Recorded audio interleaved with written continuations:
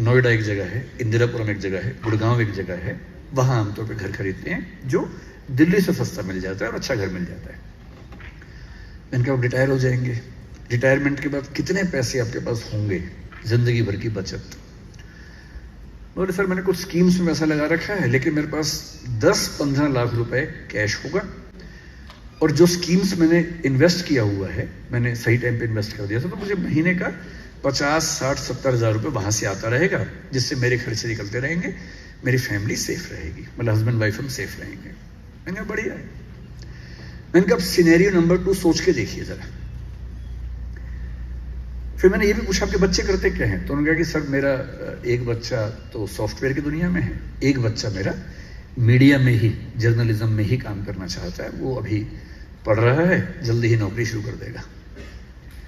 मैंने कहा जब वो नौकरी शुरू करेगा उसकी सैलरी क्या होगी? तो सर शुरुआत तो 30-35 हज़ार से होनी चाहिए, धीरे धीरे फिर परफॉर्मेंस के हिसाब से सैलरी बढ़ जाएगी उसकी। मैंने कहा चलिए अब चैनल चेंज कर लेते हैं। मान लीजिए कि आपने 30 साल पहले नौकरी की जगह अपना उद्यम शुरू किया होता। लेट अस एज्यूम, मैं जानता हूं कि अपना उद्यम करने में खतरा ज्यादा होता है, बहुत ज्यादा होता है।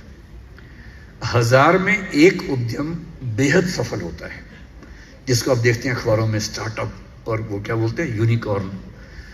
यूनिकॉर्न का मतलब एक सींग वाला घोड़ा, ऐसा घोड़ा जिसका एक सींग हो।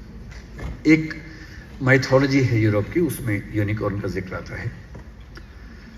वो तो 1000 में एक होता है यूनिकॉर्न। बाकी लेकिन ये है कि आप रीजनेबल सक्सेस तो आप ला सकते हैं थोड़ी सी मेहनत करके। लेकिन जब आप आईएएस बनने की कोशिश करते हैं तब क्या होता है? 12 लाख लोग फॉर्म भरते हैं, 5 लाख उनमें से एग्जाम देते हैं। उन 5 लाख लोगों में से इफेक्टिवली 1000 लोगों का सिलेक्शन होता है। अगर 1 लाख में से 1 का हो तो 100 में 1 का हुआ, 5 लाख में 1000 का मतलब 500 में 1 का होता है। And this is not about IAS, this is about all civil services. 1000 seat civil services की होती है, आईएएस की तो 180 होती है। अगर आप सिर्फ आईएएस का सोचेंगे तो 5 से मल्टीप्लाई कर लीजिए, 2500 में से 1 आईएएस में सिलेक्शन होता है। तो हम जिस सोसाइटी में हैं, पॉपुलेशन ज्यादा है, अपॉर्चुनिटीज कम है, तो ये मान के चलिए कुछ भी कमाल करना है तो आपको 1000 में 1 तो होना ही पड़ेगा, चाहे वो उद्यम में हो, चाहे वकालत में हो, चाहे पॉलिटिक्स में हो, चाहे किसी प्रोफेशन में हो। तो मैंने उनसे कहा कि अगर आप उद्यम करते, लेट अस एज्यूम कि आप उद्यम करते, और 2-4 साल स्ट्रगल होती है, बहुत स्ट्रगल होती है। शुरू में 1-2 साल लगता है कि बंद ही कर दूं, नहीं चल पा रहा, इतना मुश्किल होता है अपना उद्यम करना। पर वो एक पॉइंट होता है जिसको एस्केप वेलोसिटी से पार करना होता है। एक बार शुरू में 1 साल बहुत निराशा होती है, बहुत दिल टूटता है। आप जो सोच के आते हैं कि मैं ऐसा करूंगा तो ये हो जाएगा, वो हो जाएगा, ऐसा नहीं होता शुरू में। कोई नहीं पूछता आपको शुरू में। धीरे धीरे लोग आपको जानने लगते हैं, एक ब्रांडिंग बनने लगती है, और 3 साल का मानते हैं कि ब्रेक इवन का एक जस्टिफिकेशन पीरियड है कि 3 साल अगर आपने ठीक से काम कर लिया। एक ये फॉर्मूला आप भी समझ लें, दुनिया में कोई भी काम हो, कितना भी मुश्किल हो, अगर आपने 3 साल उस पर ठीक से खर्च कर दिए तो मान के चलिए कि उसमें आपको सक्सेस मिलनी तय हो जाएगी। 3 साल का गोल्डन रूल है। तो मैंने उस व्यक्ति से कहा कि अगर आपने 3 साल स्ट्रगल कर ली होती, अपना काम शुरू किया होता, लेट अस एज्यूम, और सफल हो जाते, पर मान लीजिए सफल ना होते तो नौकरी कर लेते, ऐसा भी क्या है? 30 साल में 27 साल नौकरी कर लेते, कौन सी ऐसी खास बात है? और यदि आज आपका एक एम्पायर खड़ा हो जाता, अभी आप नौकरी करते हैं, उस समय शायद आप 500 लोगों को, 100 लोगों को, 1000 लोगों को नौकरी दे रहे होते। कोई मुझसे अगर पूछता है ना कि मैं जिंदगी में किस चीज से सबसे ज्यादा खुश रहता हूं, सबसे ज्यादा, वो ये है कि जब मैंने नौकरी छोड़ी, अपना काम शुरू किया। शुरू में हमारे 3 लोग काम करते थे, आज हमारे डिस्ट्रिक्ट ग्रुप में 1800 लोग काम करते हैं, 1800।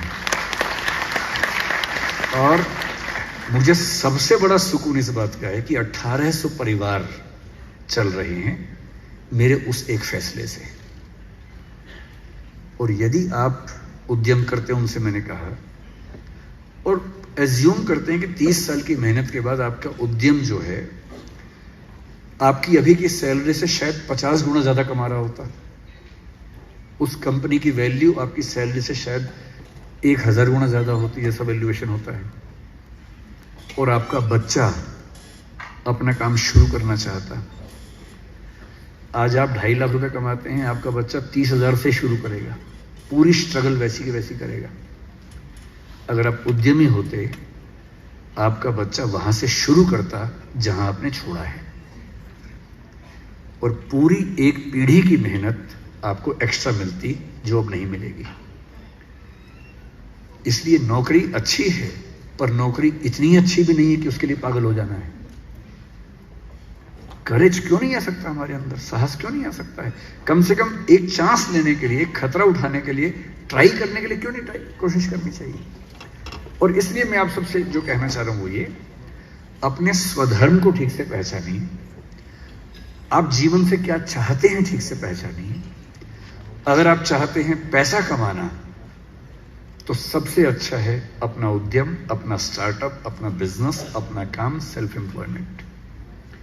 अगर आप चाहते हैं पावर कि मैं कुछ करूं तो दुनिया को दिखे, तो सिविल सर्वेंट बनिए, जज बनिए, पॉलिटिक्स में आइए। पॉलिटिक्स एक ऐसी चीज है जहां आप समाज को सबसे ज्यादा बदल सकते हैं, सबसे ताकत के साथ बदल सकते हैं।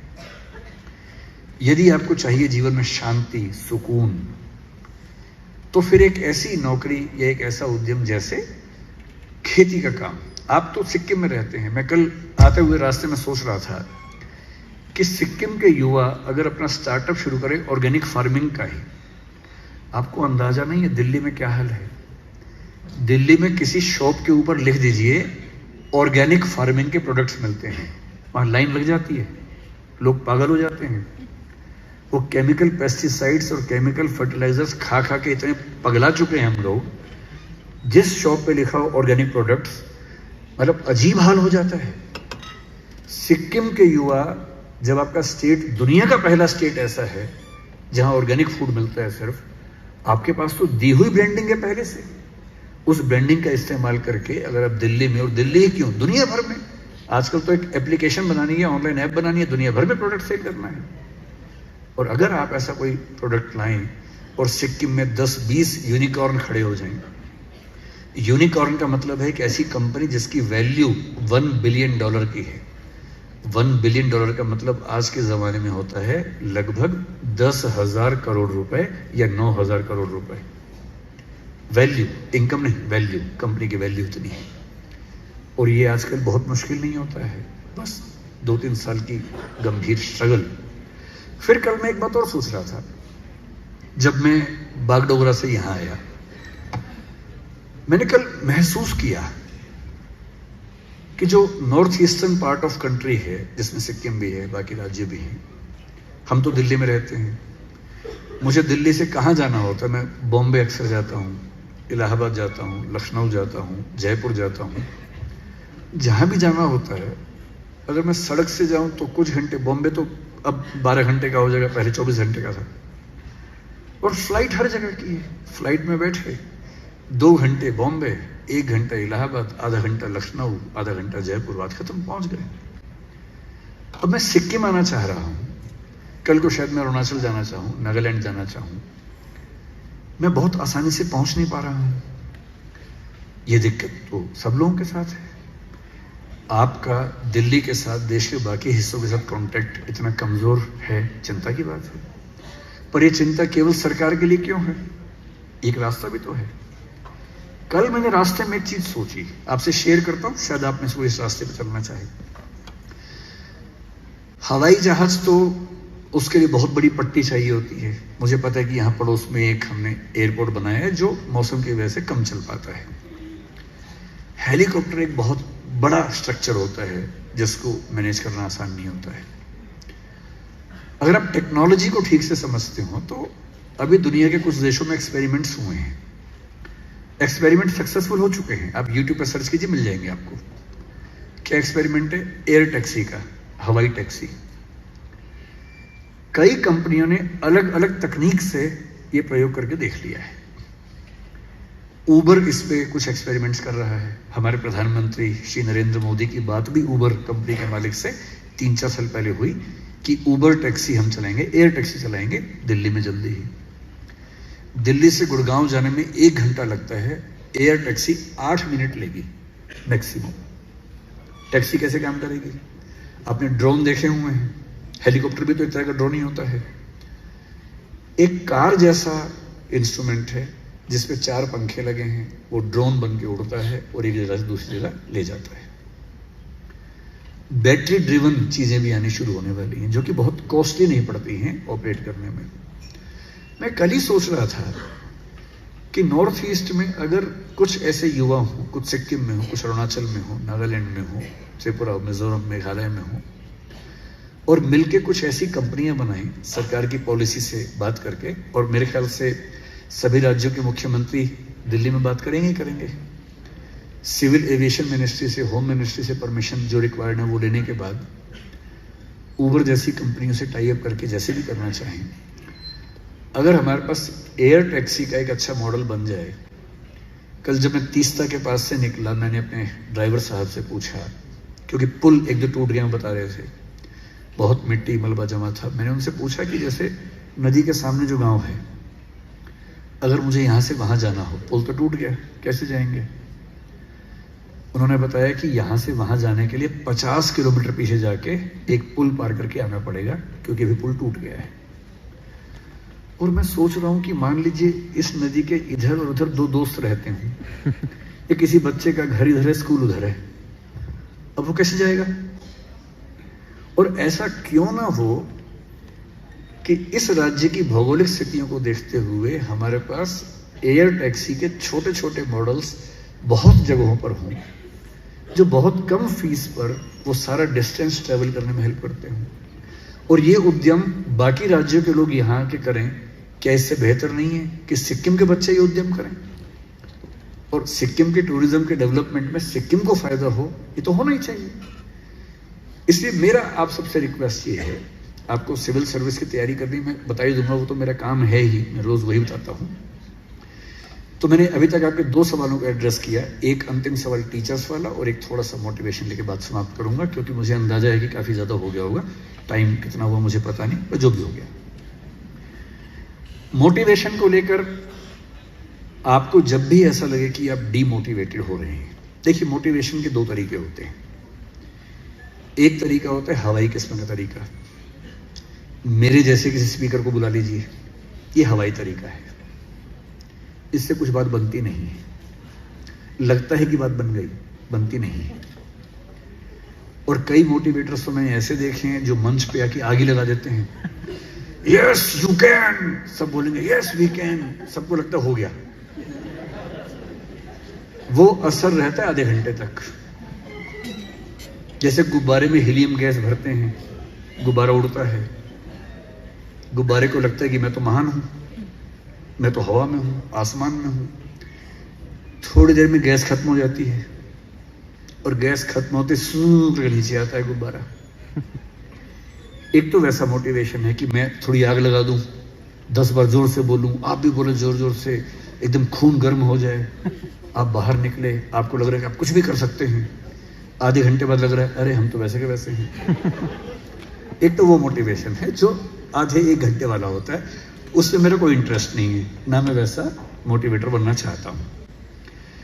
असली मोटिवेशन कहां से आता है?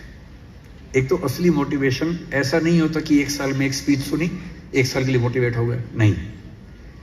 असली मोटिवेशन आता है जिंदगी की जरूरतों से, आसपास से, डेली लाइफ से आता है। और डेली लाइफ से मोटिवेशन चाहिए तो क्या करना चाहिए? ये मैं 3-4 टिप्स दे रहा हूं, आप सब इसको फॉलो करें, आपको डीमोटिवेशन कम से कम नहीं होगा। एकदम आराम से जिंदगी जीनी है, दुखी होना ही नहीं। सबसे पहली बात, अपने आप से इतनी उम्मीदें नहीं पाल लेनी हैं जो पूरी नहीं हो सकती। और मैं आमतौर पर जब मोटिवेशन के लिए कोई मुझसे कहता है ना, मैं कहता हूं बच्चों को मत बुलाइए, उनके पेरेंट्स को बुला लीजिए। पेरेंट्स को समझाना ज्यादा जरूरी होता है कि बच्चों से इतनी उम्मीदें ना पाल लें कि बच्चों को जीना मुश्किल हो जाए। पेरेंट्स की एजुकेशन ज्यादा जरूरी है। भाई मैं देखता हूं मेरा बेटा पढ़ने में ठीक है, बहुत तोप नहीं है, मैं चाहता भी नहीं कि तोप बने, ठीक से पढ़ ले, मस्त रहे एकदम। पर हमारे गली मोहल्ले में कुछ बच्चे तोप हैं,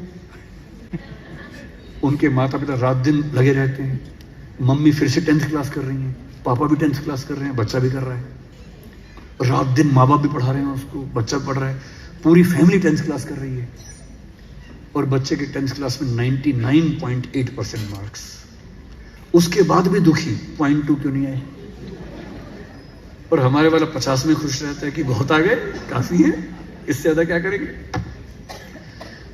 अगर आपने बच्चों से इतनी उम्मीदें पाली, इतना कंपटीशन में उलझा दिया, बेटा तुम्हें फर्स्ट आना है, टॉप करना है, 100% लाना है, ये करना है, वो करना है, आपका बच्चा कितना भी टॉप कर ले, वो कभी खुश इंसान नहीं बन पाएगा। और पेरेंट्स के लिए सबसे जरूरी होना चाहिए कि आपका बच्चा खुश रहे, ठीक इंसान बन जाए, आपके बुढ़ापे में आपकी चिंता कर ले, मन ही मन आपसे नफरत ना करने लगे। जब मेरे पास बच्चे अकेले में आके बात करते हैं, कभी कभी रोते हुए बोलते हैं मुझे अपने पेरेंट्स से नफरत है, नफरत। उन्होंने मुझे एक मशीन समझा अपनी इच्छाएं पूरी करने के लिए। मेरा मन था ये करने का, धमका धमका कि ये फील्ड दिलवाई जो फील्ड मेरा स्वधर्म है ही नहीं। मैं रोज पढ़ता हूं रो रो के, मेरा मन नहीं करता पढ़ने का क्योंकि मेरी फील्ड थी ही नहीं।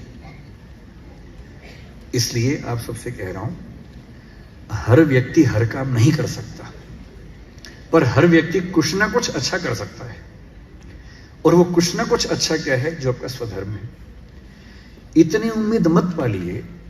मसलन क्रिकेट भारत का शौक आजकल सब लोगों को हो गया है, लाखों बच्चे क्रिकेट खेल रहे हैं गली मोहल्ले में, सबको आईपीएल में आना है, सबको भारत की टीम में आना है, पर भारत की टीम में कुल 16 लोग आएंगे, उनमें भी 11 खेलेंगे, 5 बाहर बैठेंगे, और लाखों लोग क्रिकेट खेल रहे हैं, रात दिन की टीम में आना है। ध्यान रखना है, आप जो भी रास्ता चुनेंगे उसमें सफल होने से ज्यादा संभावना विफल होने की है। इसलिए तैयारी करते हुए इस चीज की भी तैयारी करनी है कि नहीं हुआ तो क्या होगा। और मैं बच्चों को बार बार कहता हूं, जिंदगी बहुत बड़ी है, नौकरी जिंदगी का एक छोटा सा हिस्सा है, मिले बढ़िया, ना मिले भाड़ में जाए, एकदम भाड़ में जाए। और मैंने खूब देखा है, आईएएस आईपीएस बनने के बाद भी कुछ लोग आत्महत्या कर लेते हैं, दुख से, तनाव से, परेशानी से। और मैंने देखा कुछ लोग छोटी सी नौकरी में इतने मस्त मौला होते हैं कि जिंदगी की हर खुशी जैसे उनके पास ही। अंत में खुश रहना है तो उसके लिए कोई एक नौकरी जरूरी छोड़ना है, मिलेगी तो बढ़िया है, ना मिले तो भाड़ में जाए।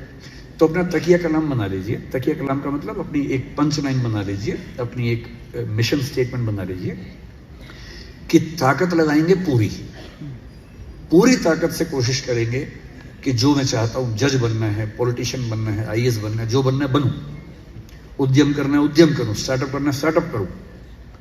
पर नहीं हुआ, कोई पूछे ना, अगर नहीं हुआ तो बोला भाड़ में जाए। क्या हो गया, नहीं हुआ तो कुछ और करेंगे, तू नहीं कोई और सही, कोई और नहीं कोई और सही। ये इंसान के बारे में नहीं, अभी नौकरी के बारे में है। ये नौकरी नहीं तो कोई और नौकरी सही, कोई और नौकरी नहीं तो कोई और नौकरी सही। ऐसा क्या है, 1000 ऑप्शन है। तो खुद से उम्मीदें कम। दूसरा, अपने आसपास 3-4 लोग ऐसे रखिए जो कायदे के लोग हो। आपके जो दोस्त होते हैं ना, जो सबसे अच्छा दोस्त है वो पूरा दोस्त नहीं होता, थोड़ा सा दुश्मन भी होता है। हर दोस्त और दुश्मन का पैकेज होता है। वो आपसे जलता भी सबसे ज्यादा है, लेकिन दोस्त भी है, आपके राज रखता है। आपके पेरेंट्स को वो सब नहीं बताता जो पेरेंट्स पूछते हैं उससे, क्योंकि आप भी नहीं बता रहे उसके पेरेंट्स को। एक म्यूचुअल अंडरस्टैंडिंग है। लेकिन जब दोस्त ऐसा होता है ना कि दूसरा दोस्त सफल हो जाए तो हमें जलन होती है, ईर्ष्या होती है, जो कि नेचुरल है, दुखी नहीं होना है। कोई दोस्त आपको पूछे अगर मैं सिलेक्ट हो गया, तू नहीं हुआ, तो जलन होगी, झूठ मत बोलना हाँ होगी, नॉर्मल है, सबको होती है, मुझे भी होगी, लेकिन इतनी नहीं होगी कि मैं तेरे खिलाफ कुछ काम करना चाहूं। थोड़ी होगी, ह्यूमन बीइंग हूं, ह्यूमन साइकोलॉजी है, तो मैं उससे कैसे बच सकता हूं। अपने आसपास 3-4 ऐसे लोग रखिए जो जनरली पॉजिटिव रहते हो, मनहूस ना हो। ये दुनिया मनहूस लोगों से भरी हुई है। आप कुछ भी करने लगेंगे, आप कहेंगे मैं सोच रहा हूं कि अपना काम शुरू करूं, लोग कहेंगे अरे पागल, मर जाएगा, अरे पागल, तेरे खानदान में किसी ने किया आज तक, अरे तेरे बस की बात नहीं है, अरे छोड़ दे, तुझसे होगा ही नहीं, मैंने पहले ही कहा था नहीं होगा। इन मनहूसों से दूर रहिए। ऐसे 2-4 लोग जो थोड़ा पॉजिटिव हों और सोच समझ के सलाह दें। जैसे आप कहें कि मैं सोच रहा हूं कि मैं आईएएस की तैयारी कर लूं, आपका दोस्त कहे देख